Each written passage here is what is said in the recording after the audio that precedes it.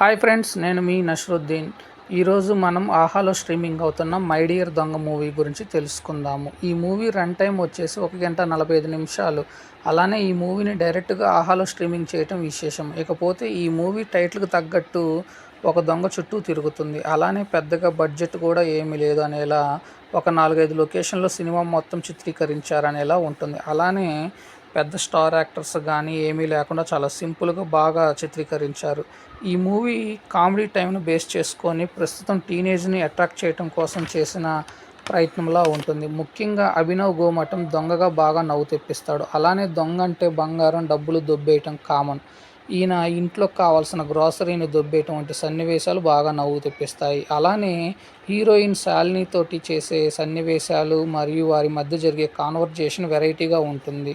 అలానే ఈ మూవీకి శాలిని యాక్టర్గాను రైటర్గాను చేయటం విశేషం. శాలిని చేసిన పాత్ర భలే ఉంటుంది. ఒక తింగర పిల్లల ముఖ్యంగా బార్లో కూర్చొని తన లైఫ్ స్టైల్ చెప్పడం వంటి మనం చూసే సన్నివేశాలు బాగా నవ్వు తెప్పిస్తాయి. అలానే స్టోరీని ఇంకొంచెం డెవలప్ చేసుంటే బాగుండు అనేలా అనిపిస్తుంది. మరియు ముగింపు కూడా అంతగా ఏమి లేకపోవటం కొంత డ్రాబ్యాక్. అలానే ఎటువంటి అంచనాలు ఎక్స్పెక్టేషన్స్ లేకుండా చూస్తే ఓకేలా ఉంటుంది.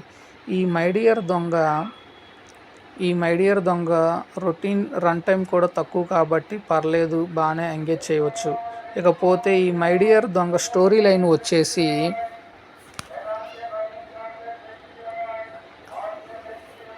ఒక డేటింగ్ యాప్లో పనిచేసే సుజాత శాలిని కొండపూడి తన బాయ్ ఫ్రెండ్ వరుణ్ నిఖిల్ గాజులతోటి రిలేషన్షిప్లో ఉంటుంది. అది అంతంత మాత్రమే పాజిటివ్గా ఉంటుంది. ఆమె ఫ్రెండ్స్ కూడా దూరం అవుతూ ఉంటారు. ఈ సమయంలో ఓ దొంగ అయినటువంటి సురేష్ అభినవ్ గోమటం తన లైఫ్లోకి ఎంటర్ అవుతాడు. మరి అతడు వచ్చాక ఆమె లైఫ్లో వచ్చిన మార్పులు ఏంటి, ఇద్దరు ఒకటవుతారా, అతను దొంగ అని ఆమెకు తెలుసా లేదా, అలాంటివి తెలియాలి అంటే ఈ సినిమా అని ఆహాలో స్ట్రీమింగ్ చేయాల్సిందే. ఇకపోతే ఈ మూవీ ప్లస్ పాయింట్స్ వచ్చేసి నటీనటుల acting, comedy, first half, music.